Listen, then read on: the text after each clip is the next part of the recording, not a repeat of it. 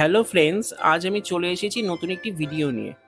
আমরা যারা অফিসে কাজ করি বা স্টুডেন্ট আছি, আমাদের এমএস অফিসে কাজ করতে হয় এবং কাজ করবার সময় আমরা হয়তো দেখে থাকবো এমএস অফিসে যে কোনো প্রোগ্রাম ইউজ করবার সময় this copy of Microsoft office is not activated এই উইন্ডোটি খুলে আসে।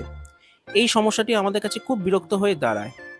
তাহলে বন্ধুরা, আর দেরি নয়, চলুন এই সমস্যাটি কীভাবে সমাধান করতে হয় দেখে নেওয়া যাক। এই সমস্যাটি সমাধান করবার আগে চলুন দেখে নিই আমার কম্পিউটারে যে এমএস অফিস ইনস্টল করা আছে সেখানেও এই সমস্যাটি আছে কি না।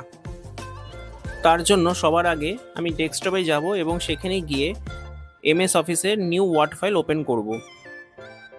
দেখুন বন্ধুরা, আমার ওয়ার্ড ফাইলেও কিন্তু সেই একই সমস্যা দেখা দিচ্ছে। ওখানেও কিন্তু একটা উইন্ডো ওপেন হয়ে যাচ্ছে এবং ওখানে লেখা আছে this copy of Microsoft office is not activated. তাহলে আমাকেও সেই অ্যাক্টিভেশন প্রসেসটা করতে হবে। তার জন্য আমাকে বেরিয়ে আসতে হবে এমএস ওয়ার্ড থেকে। এরপরে আমরা চলে যাব মাই কম্পিউটারে, সেখানে গিয়ে সি ড্রাইভটা ওপেন করে নেব। তারপরে দেখবেন অনেকগুলো ফোল্ডার চলে এসেছে। প্রোগ্রাম ফাইলস আর প্রোগ্রাম ফাইলস x86 এই দুটি ফোল্ডার আপনাদের দেখতে হবে। আপনার কম্পিউটারে যদি এমএস অফিস 64 বিটে ইনস্টল হয়ে থাকে তাহলে প্রোগ্রাম ফাইলসে যেতে হবে, আর যদি 32 বিটে ইনস্টল হয়ে থাকে তাহলে প্রোগ্রাম ফাইলস x86-এ যেতে হবে। এরপর আপনি কমন ফাইলস ফোল্ডারটা খুঁজবেন এবং সেই ফোল্ডারে ক্লিক করবেন। তারপরে আপনি চলে যাবেন মাইক্রোসফট শেয়ার্ড ফোল্ডারটিতে, সেখানে আপনি গিয়ে ক্লিক করবেন।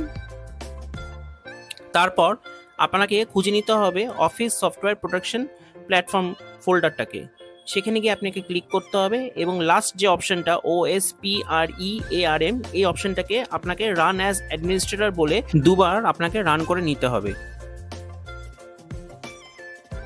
এরপর আপনাকে আবার ডেস্কটপে ফিরে আসতে হবে এবং সেখানে গিয়ে এমএস ওয়ার্ডের যে কোনো একটা ফাইলকে ওপেন করে নিতে হবে এবং দেখতে হবে আপনার সেই সমস্যাটি যেটা নাকি অ্যাক্টিভেশন কোড দেখাচ্ছিল সেটা কি আবার দেখাচ্ছে কি না।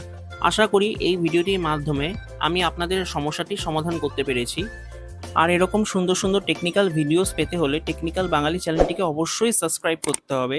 আর এই ভিডিওটি যদি আপনাদের ভালো লেগে থাকে তাহলে প্লিজ লাইক, শেয়ার এবং কমেন্ট করবেন। ধন্যবাদ।